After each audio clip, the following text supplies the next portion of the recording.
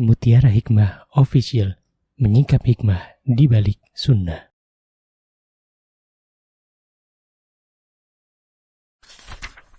Salurkan donasi terbaik Anda untuk mendukung dakwah Mutiara Hikmah Official. Mari siapkan bekal akhirat kita. Jangan lewatkan kesempatan emas ini.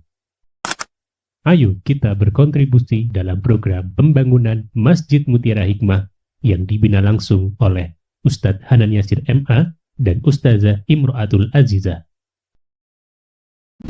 Raih pahala umroh setara haji dalam program Umroh Iktikaf Ramadan di tahun 2026. Perjalanan penuh makna, bimbingan penuh ilmu bersama Ustadz Hanan Yasir MA dan Ustazah Imro'atul Azizah. Tempat terbatas, daftarkan diri Anda sekarang juga. Jangan lewatkan sensasi umroh full faidah plus daurah fikih hijrah di bulan Syawal tahun 2026 bersama Ustadz Hanan Yasir MA dan Ustazah Imro'atul Azizah. Tempat terbatas, daftarkan diri Anda sekarang juga.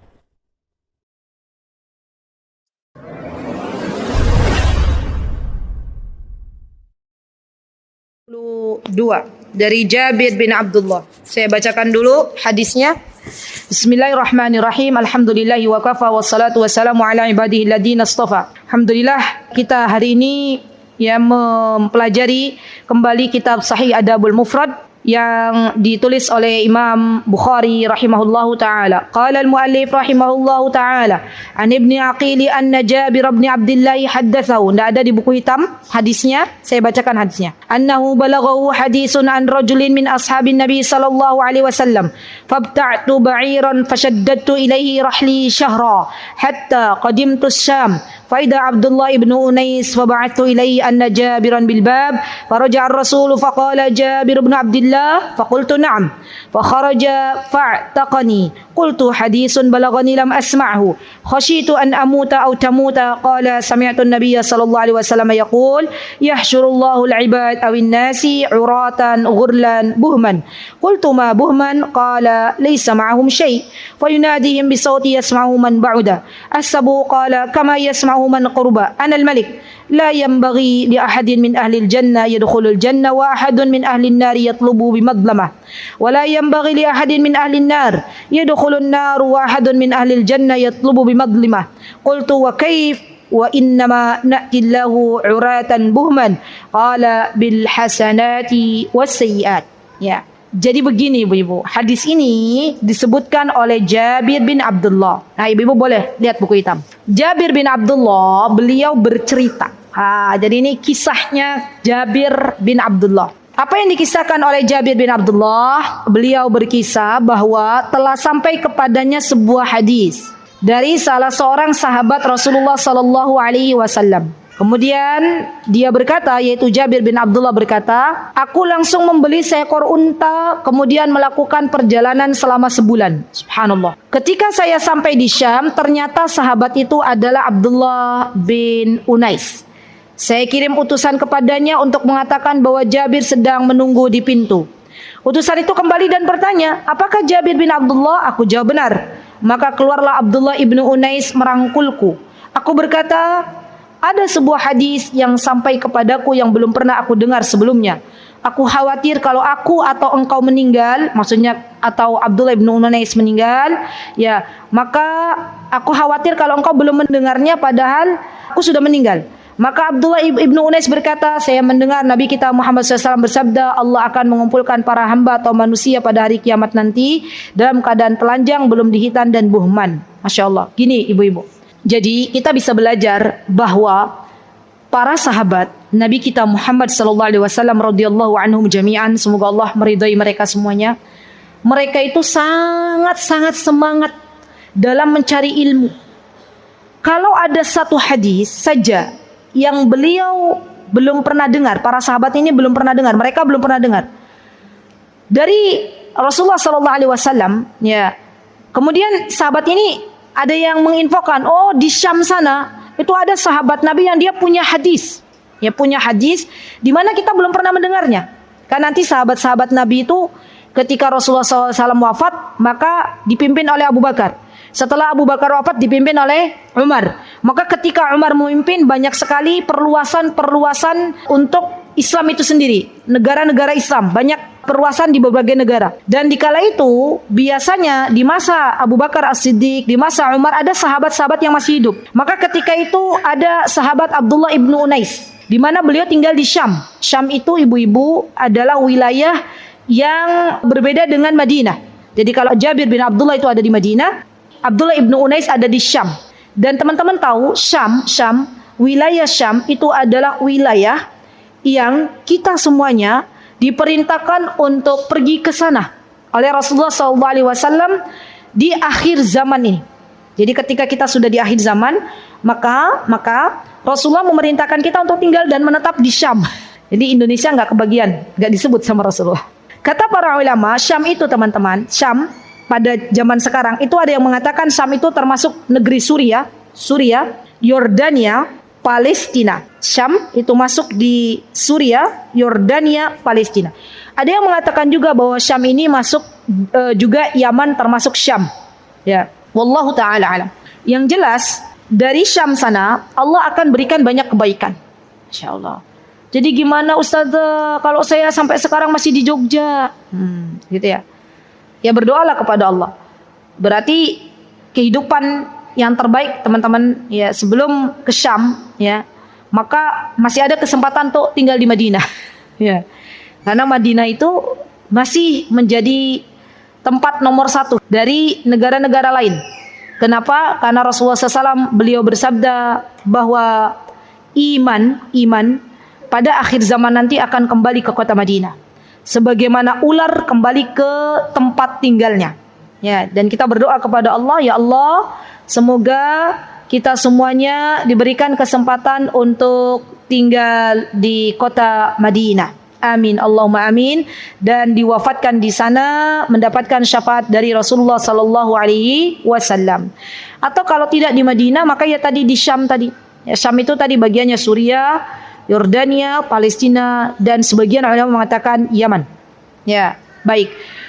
Maka Jabir bin Abdullah, beliau bersemangat sekali membeli unta beliau sebagai tunggangannya untuk mendapatkan hadis dari salah satu sahabat Nabi kita Muhammad yang bernama Abdullah ibnu Unais. Ini menunjukkan betapa para sahabat itu menghargai sebuah ilmu. Hanya untuk satu hadis mereka rela berjalan selama 1 bulan. Ya Allah, 1 bulan.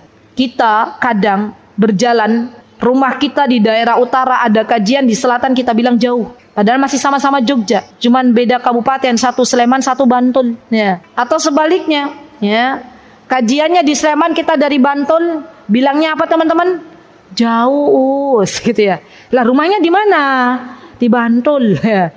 Kajiannya di Sleman. Itu pun mepet, ya. Slemannya Berbah, ya. Berbah itu masih Sleman, ya. Sampingnya Berbah, Bantul, ya. Jadi rumah kami itu di Berbah, ibu-ibu, Sleman.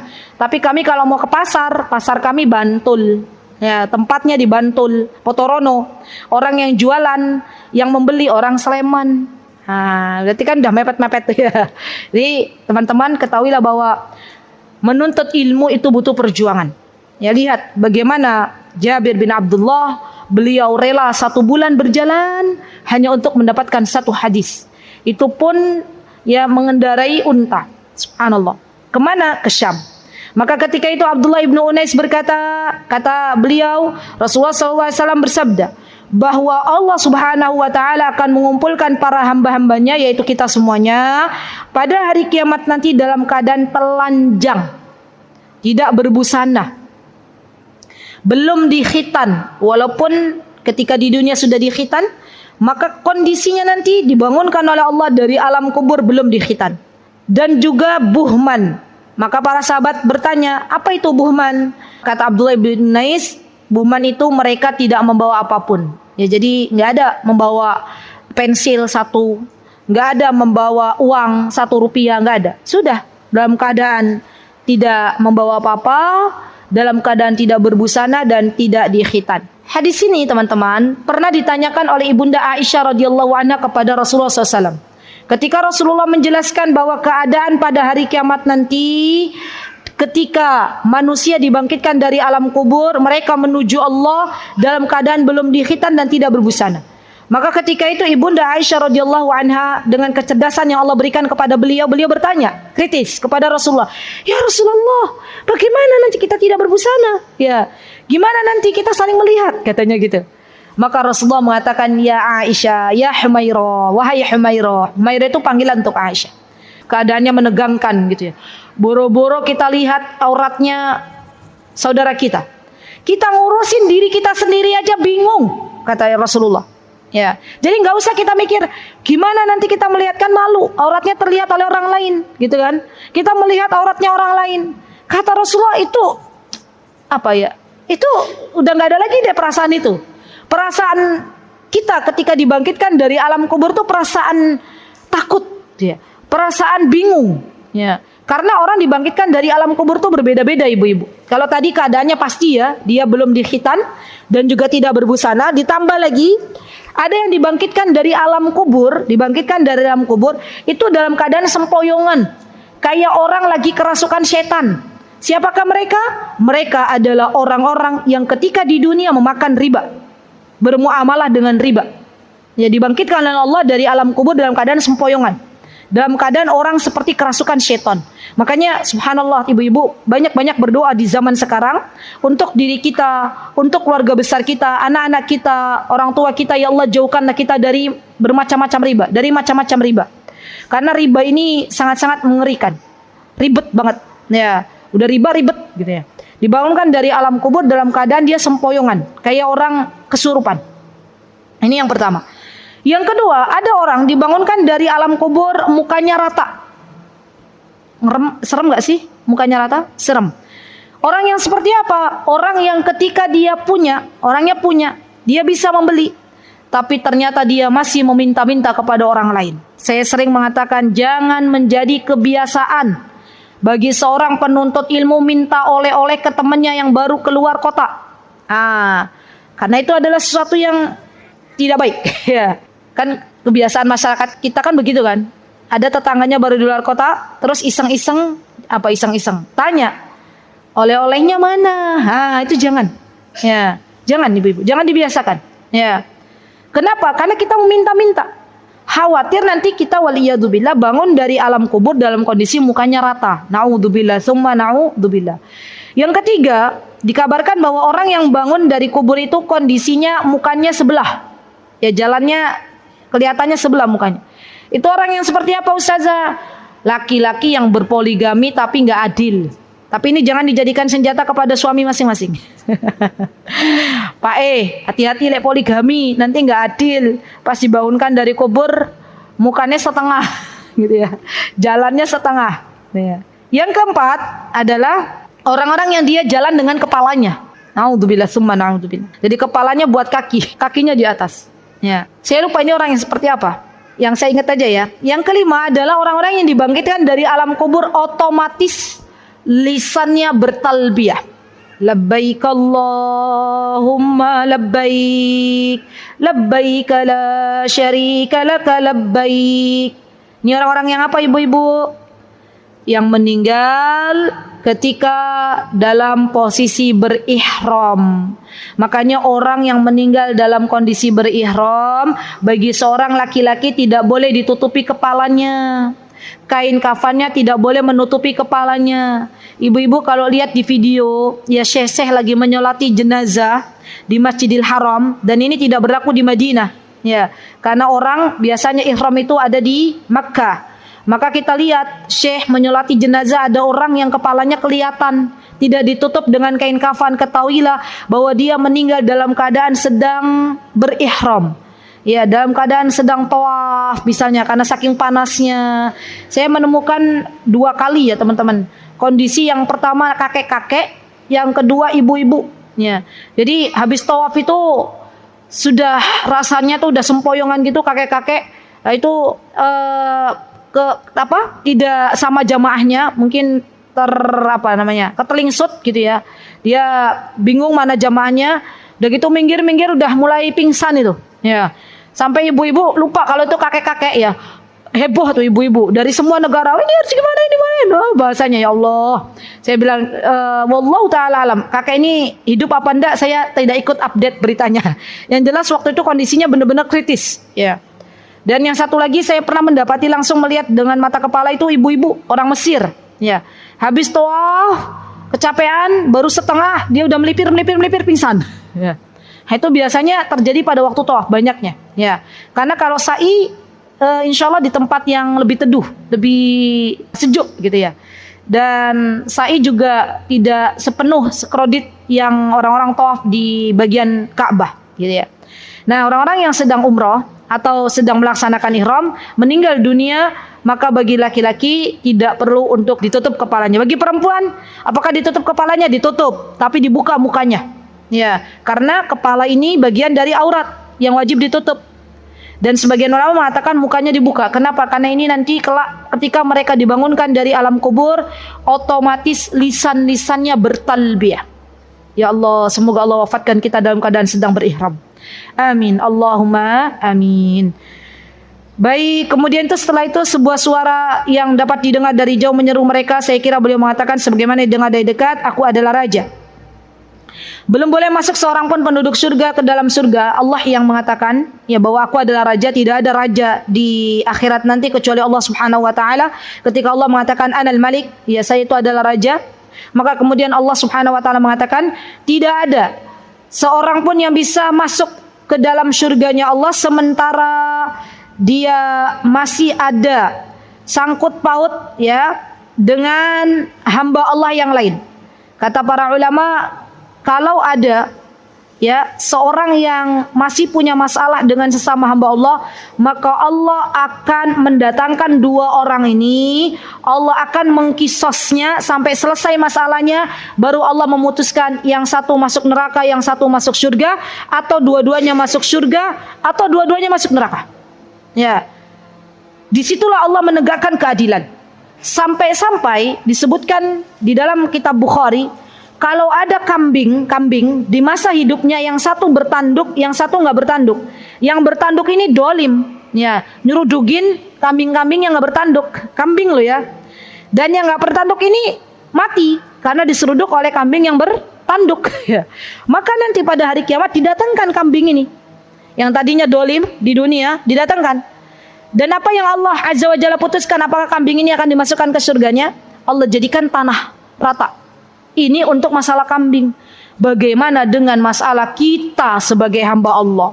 Maka dari itu pesan untuk diri saya dan teman-teman semuanya, sebelum hari itu datang, sebelum kematian datang kepada kita semuanya, mari kita selesaikan urusan-urusan kita dengan sesama hamba Allah.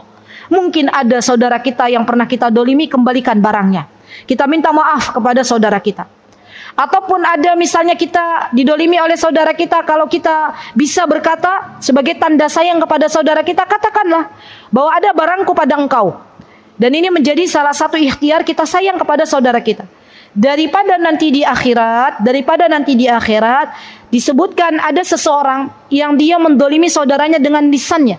Waliyadzubillah, ada seorang hamba Allah ketika di dunia dia hobinya mencaci maki, lisannya kotor, hobinya menghina-hina orang, hobinya memfitnah. Na'udzubillah summa na'udzubillah. Dan zaman sekarang bukan cuma lisan ya akhwat, tulisan juga ya ini memiliki andil besar. Maka kalau ada seorang wanita, ya ini wanita ataupun laki-laki, ketika di dunia hobinya memfitnah, hobinya mencela, hobinya menghina saudaranya tanpa saudaranya melakukan kesalahan, maka nanti di akhirat orang ini akan didatangkan oleh Allah Subhanahu wa taala bersama orang-orang yang didoliminya. Ya, ada misalnya fulana ya yang hobinya mencela, mencaci, memfitnah fulan atau fulana, maka fulan dan fulana didatangkan oleh Allah Subhanahu wa taala. Dan fulana yang selama di dunia mencaci maki orang-orang itu, Allah izinkan dia untuk membagi-bagikan pahalanya. Pahala salatnya dibagikan kepada orang yang dia dolimi, pahala puasanya dibagikan kepada orang yang dia dolimi, terus dibagi-bagikan sampai habis. Dia nggak punya macam-macam lagi, nggak punya lagi pahala. Baru setelah habis semuanya, orang-orang yang didolimi masih ada sangkut pautnya dengan fulana, maka keburukan orang-orang yang dia dolimi dilemparkan kepada fulana. Waliyadzubillah. Itu kondisi orang yang rugi di akhirat. Jadi di akhirat itu ada orang yang kondisinya merugi, ada orang yang kondisinya beruntung. Siapa orang yang beruntung? Orang yang mendapatkan transferan pahala dari orang yang mendoliminya. Siapa yang merugi? Orang yang membagi-bagikan pahala salatnya untuk yang didolimi. Gitu ya. Jadi saya berdoa kepada Allah teman-teman untuk diri saya dan teman-teman semuanya. Semoga Allah Subhanahu wa taala menjaga kita dari berbuat zalim kepada hamba-hamba Allah yang lain. Baik dengan lisan kita, perbuatan kita maupun jari jemari kita. Semoga Allah mengampuni segala kelalaian kita. Semoga Allah Subhanahu wa taala memberikan hidayah kepada segenap hamba-hamba Allah dari kalangan kaum muslimin dan dari kalangan kaum muslimah yang masih sampai hari ini memfitnah, mencaci maki saudara-saudaranya. Semoga Allah berikan jalan taubat untuknya dan semoga Allah Subhanahu wa taala mengumpulkan kita semuanya kelak di dalam jannahnya. Amin Allahumma amin. Itu yang bisa saya sampaikan. Jikalau ada kebenaran tentunya datang dari Allah Subhanahu wa taala. Jikalau ada kesalahan datang dari saya pribadi, saya memohon maaf yang sebesar-besarnya. Aqulu qauli hadza wa astaghfirullah li wa lakum wa akhiru da'wana alhamdulillahi rabbil alamin. Assalamualaikum warahmatullahi wabarakatuh. Mutiara Hikmah Official, menyingkap hikmah di balik sunnah.